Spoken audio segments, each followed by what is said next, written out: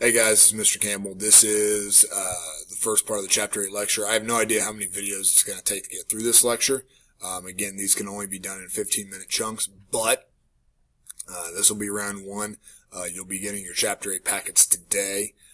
And so I'll be posting one of these probably at least one every day or maybe two every day for the next couple of days until we get this thing knocked out and taken care of. So, with that being said, let's go ahead and turn our attention to Chapter 8, which is America leaving the British Empire. So, the Second Continental Congress meets in Philadelphia, and the biggest thing that they have to do is they have to decide on somebody to lead the Continental Army. Now, there were a few different candidates for the job, and there was actually a little bit of political wrangling behind the scenes, but they eventually select George Washington to head this army. Now, in retrospect, this was an awesome choice. We know that George Washington is, as I said during the presidential debates, if he's in that debate tournament that we had, he wins. Period. But that's all in retrospect. At the time, the choice of Washington to lead the army was not a done deal. It was not super obvious. He never rose above the rank of colonel in the British military. The largest number of soldiers that he had ever had under his command, and if you can't see that, is only 1,200 soldiers.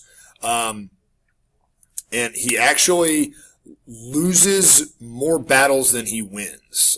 In the grand scheme of things, when you tally everything up, he literally wins the war without winning more battles. So he actually loses more battles than he won. Which again is kind of interesting because George Washington becomes sort of this mythical figure, but really one of the most genius things that he is able to do is he is the best at the orderly retreat, which is not something that we typically like to think about with our first president.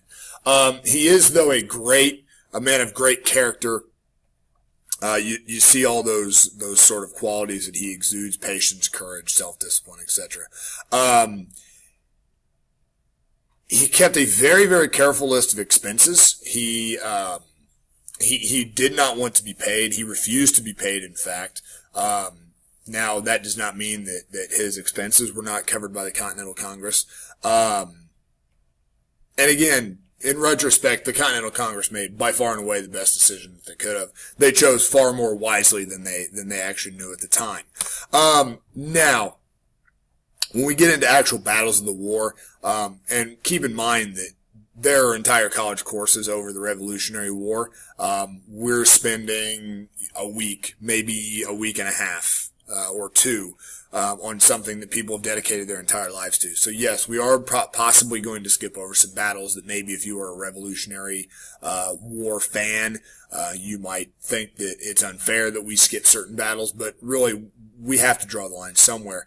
Now, the first major battle, and the one that we're going to start with, is the Battle of Bunker Hill. It's actually fought on Breed's Hill.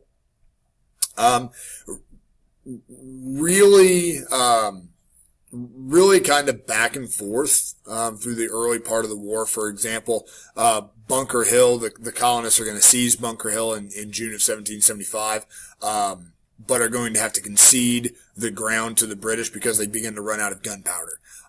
It's just that kind of a war in the early going. There is sort of a gradual tempo of war. Ethan Allen and Benedict Arnold are going to take those two forts or garrisons at Ticonderoga and Crown Point in Upper New York. And then again, June 1775, which is really the first major battle that you hear about, aside from Lexington and Concord, which really, in the grand scheme of things, was a little more than a skirmish. Bunker Hill was your first major battle, and we talked about that a little bit earlier. Now, it's important to realize, and we maybe didn't do a good enough job, or I didn't do a good enough job in the last chapter about talking about not every colonist was a patriot. Not every colonist wanted this war. In fact, the figures range, but really it's generally considered that anywhere to 1/4 to 1/3 of the colonists were actually patriots. The rest either were indifferent, they had no feelings on the matter, or they were loyalists. They were loyal to Great Britain. And even some of our founding fathers were tended to have loyalist leanings. They did not want this conflict. They did not necessarily want independence from Britain. They just wanted a little bit more self-rule. So in 1775, Congress actually does adopt and pass and then send to King George III the Olive Branch Petition. Basically, it's a last-ditch attempt. It's saying, look, we don't want this. We still consider ourselves British subjects. We just need to figure these things out. But we don't want this war. We do not want independence. We want to remain a part of the British Empire. But there are certain things that we cannot sort of let slide, I guess. King George, however, he doesn't really even pay any attention to the Olive Branch Petition. In August of 1775, shortly after the Battle of Breed's Hill, the Battle of Bunker Hill, which was fought on Breed's Hill. Shortly after that, in August of 1775, he proclaims the colonies to be in rebellion, and that's that word that you're missing. If that is one of your blanks, he proclaims the colonies in rebellion.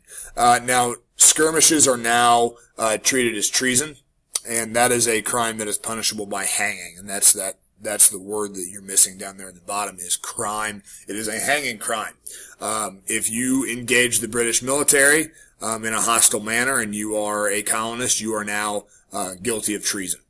And that's going to become kind of important later as we move our way through this. The next thing that he does is he hires thousands of German troops. These are called Hessians. Okay, they are soldiers for hire. Now, the reason that we get the name is from where they came from in Germany. This is shocking to the colonists. We'll get into the reasons why here in a second. They're good soldiers. That's not the problem at all. They're excellent soldiers.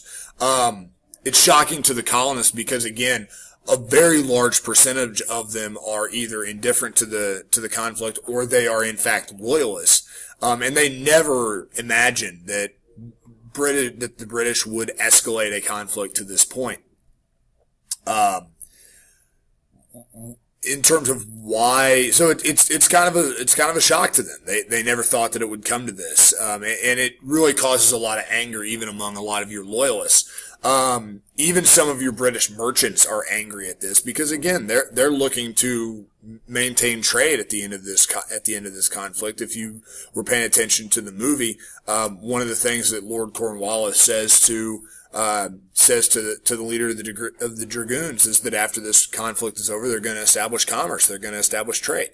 So this is shocking, not just to the colonists, but even some of the British as well. Now, some of the reasons why King George would hire Hessians rather than just send his own men in there is, first of all, this is technically to the British, this is a civil war.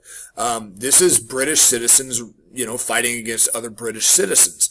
And there is a hesitation that we don't often think of when it comes to fighting people of your own country, your own countrymen. There's a definite hesitation there. And so King George sort of senses that, we need to have somebody fighting for us who doesn't have any sort of emotional stake in the game. The other reason is it's important to remember that throughout the colonization of the New World, of the Americas, the British have not sent their best and brightest troops over here to America to sort of secure things. In a lot of cases, it becomes a place where you send troops that are maybe have some kind of discipline that's been handed down to them for some kind of crime that they've done. Or, maybe just not your best troops, because your best troops have to be fighting the French at different locations. So those are just a couple of the reasons why King George actually goes to these Hessians. It proves to be a smart move in the short term for him. Now in the long term, they're going to cost the British a battle or two. But they are excellent soldiers. Now, one of the first things that the colonists are going to try to do is they're going to try to invade Canada.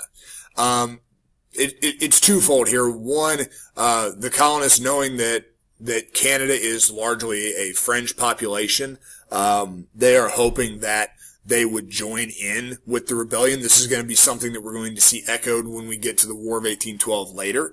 But the other reason is that it's strategic. the British are actually going to burn Falmouth, which is what is now Portland, Maine. And shortly after that, the Americans are going to try a two-prong. That just means sort of a two-sided attack or invasion of Canada. Now, again, the hope is we add a 14th colony. It's a new base for sort of striking, to get the colonists stirred up in revolt.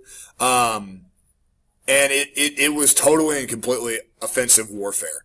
That's what that bottom blank is. It's offensive warfare. This is the colonists going on the attack, which is something that they're not going to do a great deal in this conflict, which makes it really interesting. Now, the conquest itself is almost successful. Richard Montgomery and General Benedict Arnold. Benedict Arnold does not turn traitor for quite a while. We know the term, if you're familiar with the term, don't be a Benedict Arnold, that means don't be a traitor. Arnold is not going to become a traitor for quite a while in this conflict. And he's actually one of the better American generals early on in the war in the North. So, Richard Montgomery captures Montreal fairly quickly. Arnold then joins up with Montgomery, and they both are going to assault Quebec. Now, Quebec is a really interesting city in terms of its geography. It's laid out in sort of tiers in terms of there's a lower tier of the city that's a little bit lower, and then you have to traverse up some sort of highland cliffs almost to get to the upper tier, which makes it a very easily defended city. Montgomery and Arnold actually decide to make their attack in the middle of a blizzard. They feel like this actually gives them some cover. This is on the last day of 1775. That's the blank that you might be missing. This is December 31st of 1775. The attack is a disaster. Montgomery is killed very, very quickly. Arnold is wounded. It's a very, very fateful end. Now, while all that's going on up in the north, because there is sort of a counterattack on Quebec that also fails, there's a lot of really, really bitter fighting going on in the rest of the colonies. Norfolk, Virginia, for example, shortly after that ill-fated attack on Quebec, the British are going to set fire to the entire city of Norfolk. 1776, later in March, the British are actually forced to evacuate Boston. The rebels, the colonists are able to push them out of Boston. But then in the South, the rebel win a couple of victories. One at Morse Creek Bridge in North Carolina, where they defeat about 15,000 loyalists. And then in June of 1776, the rebels win a victory against an invading fleet at Charleston Harbor. So early on in the war, it kind of looks like the colonists are winning. Even in the face of some great numbers. And this is where we get into common sense. And this is actually where we're going to stop, I think. I'm at about 13 and a half minutes. So I'm going to pick up the next video with Thomas Paine's Common Sense, which we've already read about. So it'll be a sort of a quick review of Common Sense. And then we'll launch into part 2 of our Chapter 8 lecture. So I'll see you guys later today in watching The Patriot. Some of you are really not going to be happy with the way that this movie ends. Do not blame me. I did not have a hand in writing the movie. I'm sorry. You are the ones that wanted to watch it, though. Just keep that in mind. So, with that being said, I'll see you guys later in class. Make sure you get these notes taken and be on the lookout for part 2.